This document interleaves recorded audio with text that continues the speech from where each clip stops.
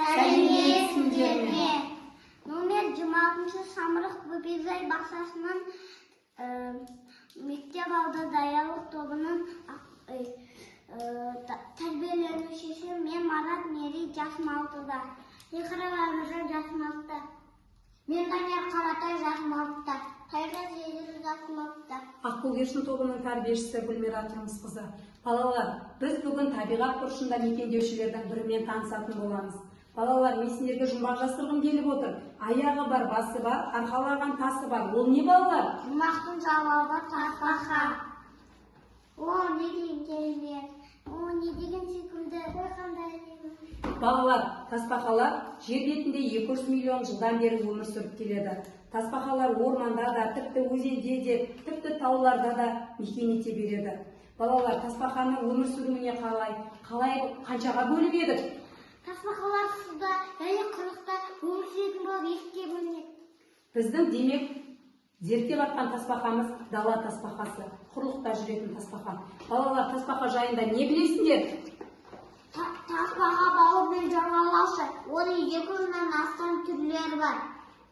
Тасбақаның терісі мүйізді сауытпен қапталған. Тасбақаны сипаттап беріңдерші. Оның сауыты тердің құрғап кетуін сақтайды және қорғаныс қызмет атқарады. Өзіне қауіп төнгенде аяғын, басын, мойнын сауытының ішіне жасырып алады.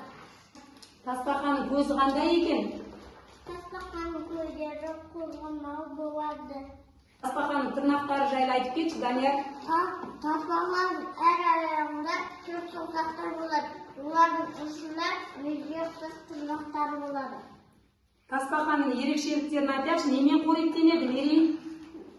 Тасбақа қоректенбей су ішпей жүре алады. Негізгі қорегі су жәндіктері, өсімдіктер, ұсақ балықтар. Тасбақалар қай айда оянады екен? Тасбақалар сәуір айына оянады.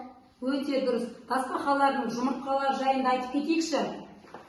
Тамыз. Тасбақалар мамыр-тамыз айында 10 жасқа келгенде жұмыртқа салады. Жұмыртқа әппақ әрі қалың қабыршақты болып келеді. Кішкентай тасбақаның тасы қандай болады екен? Данияр айтып кетші. Жаңа туған тасбақаның қабыршағы жұмсақ болады. Өсе келе қатаяды. Өсе келе қатаяды екен, қан балалар ұстап көрейікші. Қатты я, тасбақаның тасы қатты екен. Балалар, енді осыны құмнан жүргізіп көрейік. Жүре алам екен? Енді балалар матамен жүргізейік. Жүре алам екен балалар? Тасбақаның салмағын өлшейік. Қанша екен?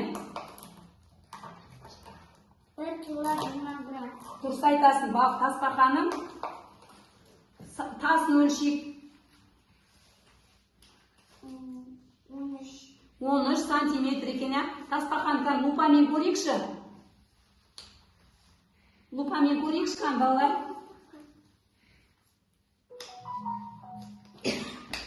Қалай көрінеді екен, балалар?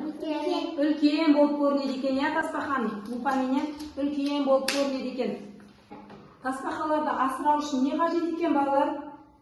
Үй жағдайында қандай жерге қоюымыз керек екен? Тасбақаны жылы жерге, жаңы жерге орналастыру керек. Ол жерлерде тастар болу керек.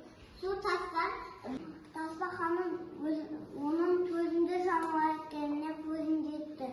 Мен зерттеу барысында тасбақаның сүйкімді әрі ақылды екеніне көзім жетті.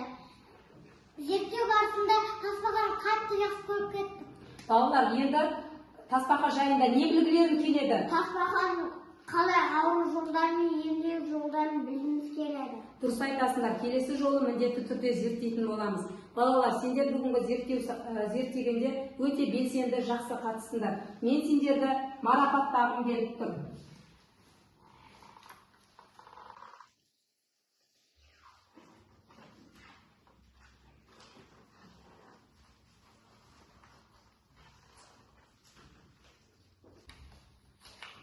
Қоштасақшы.